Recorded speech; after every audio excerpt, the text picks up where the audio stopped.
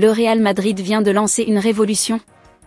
4 recrues débarquent, mais un cadre va devoir partir. Rodrigo ou Camavinga? La décision va faire mal. Pendant ce temps, un choc se prépare à Manchester City, Ter Stegen pourrait remplacer Ederson. Le Barça est prêt à vendre son capitaine, mais à quel prix? Et le coup de théâtre vient du Barça. Julián Álvarez met la pression à l'Atlético, et vise secrètement la Catalogne. Luis Diaz envoie un signal clair sur les réseaux.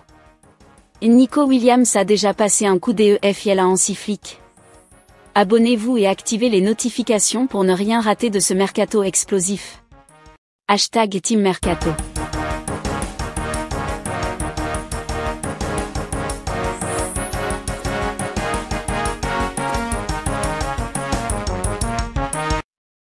Le Real Madrid a été très actif sur le marché des transferts ces dernières semaines, et l'effectif devrait bientôt accueillir 4 nouveaux joueurs. Dean Huijsen et Trent Alexander-Arnold sont dans l'effectif pour la Coupe du Monde des clubs, et plus tard cet été, ils devraient être rejoints par Alvaro Carra et Franco Mastantuono. Cette affaire a été passionnante pour les supporters du Real Madrid, mais elle signifie également qu'une vente importante sera nécessaire pour équilibrer les comptes, comme l'a révélé Javier Nasser. Quelqu'un va partir. Ce qui s'est passé la saison dernière est une première. L'arrivée de Kylian Mbappé et le départ de plus personne ne s'étaient jamais produits auparavant. Si l'on fait une rapide compilation des joueurs partis à l'arrivée d'un autre, on trouve des cas comme celui de Di Maria, qui était un grand joueur, mais qui a quitté le club à l'arrivée de James Rodriguez.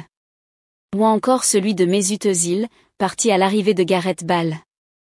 Cela a toujours été le cas, sauf l'année dernière, lorsque Mbappé est arrivé et que personne n'est parti.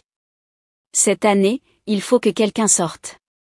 Et pas seulement un joueur, mais un ou deux autres, car avec ce que l'on économise sur des joueurs comme Lucas Vazquez ou Modric, je ne compte même plus Valiero, ça n'en vaut pas la peine. Il faut donc que quelqu'un sorte.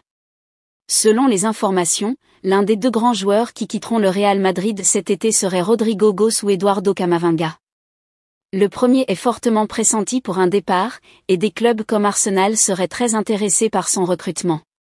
Il est le favori, notamment grâce à l'arrivée d'Arda Güler à un rôle plus important et à l'arrivée de Mastantuono. Camavinga constituerait un départ surprise, même si ses difficultés ces 12 derniers mois ont suscité des inquiétudes au Real Madrid.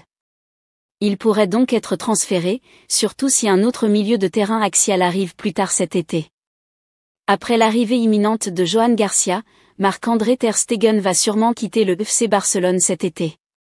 Le gardien allemand pourrait rebondir à Manchester City qui doit envisager un éventuel départ du Brésilien Ederson.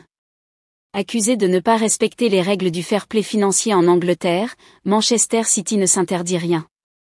Le récent 3e de Premier League continue tranquillement ses emplettes sur le marché des transferts. Après les arrivées de Ryan Cherki et du néerlandais Tijjani Reinder, les Citizens n'écartent pas la signature d'un nouveau gardien. Les Mancuniens ne sont pas à l'abri d'un éventuel départ du Brésilien Ederson, notamment convoité en Arabie Saoudite. Ter Stegen est disponible. Connaissant les critères chers au manager Pep Guardiola, Manchester City se penchera sur un portier habile dans son jeu au pied. Un profil qui correspond à celui de Marc-André Ter Stegen, 33 ans. Ce vendredi, le média TEM Talk confirme un intérêt des Mancuniens pour le gardien du FC Barcelone. L'ouverture de ce dossier fait suite aux récentes informations quant à la situation compliquée de l'Allemand en Catalogne. Suite à son retour de blessure en fin de saison, le capitaine du Barça comptait bien récupérer sa place de titulaire. Mais ses dirigeants en ont décidé autrement. À son retour de vacances, le portier de l'Espagnol Barcelone Johan Garcia va rejoindre les Blaugrana dans le cadre d'un transfert à 25 millions d'euros, soit le montant de sa clause libératoire. Autant dire que le champion d'Espagne ne débourse pas un tel montant pour le laisser sur le banc. La place de numéro 1 étant réservée à la recrue, et sachant que le Polonais Wojciech Szczesny va prolonger en tant que numéro 2, le Barça devrait pousser Marc-André Ter Stegen vers la sortie alors que son contrat expire en 2028. Une occasion à saisir pour Manchester City, mais aussi pour tous les autres clubs intéressés parmi lesquels on retrouve notamment Chelsea et Manchester United.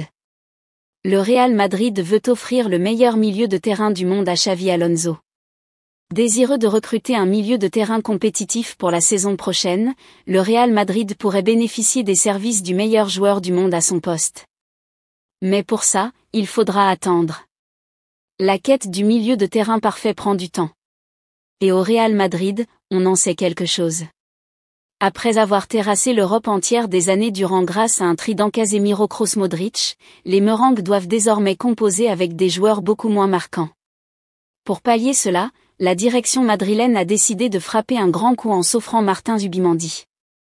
Sauf que Arsenal est finalement passé devant et est très proche de s'offrir définitivement le milieu de terrain de la Real Sociedad. Désormais, le Real Madrid doit passer à un plan B. Alors pourquoi ne pas aller vers celui qui est considéré comme le meilleur milieu de terrain du monde ? Selon les informations de AS, le Real Madrid, bien conscient que Martin Zubimendi lui a échappé, veut se renforcer en recrutant Rodri. Le Ballon d'Or 2024 est toujours la priorité absolue du club merengue. Sauf que son contrat actuel avec Manchester City ne prendra fin qu'en juin 2027. En clair, le Real veut attendre le mercato d'été 2026 pour se lancer sur lui, car à ce moment-là, il sera beaucoup moins cher qu'aujourd'hui. Pour Xavi Alonso, le rêve d'avoir un milieu de terrain technique et expérimenté dès cet été s'éloigne de plus en plus. Julián Álvarez met la pression à l'Atlético avec l'intérêt du Barça en ligne de mire. L'Atlético de Madrid fera son entrée en lice en Coupe du Monde des clubs ce dimanche face au PSG à 21h. Les Colchoneros n'ont pas réalisé une grande saison et souhaiteront donc faire bonne figure dans cette compétition. D'autant que leur attaquant Julián Álvarez commence à mettre la pression sur ses dirigeants. La saison de l'Atlético de Madrid n'est pas une grande réussite.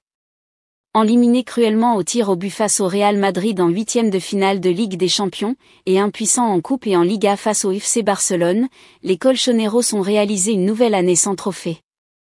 Les hommes de Diego Simeone pourront tenter de se rattraper lors de la Coupe du Monde des clubs qu'ils débuteront ce dimanche, face au Paris Saint-Germain. Ces performances décevantes n'ont pas plu à Julián Álvarez, l'attaquant star de l'Atlético.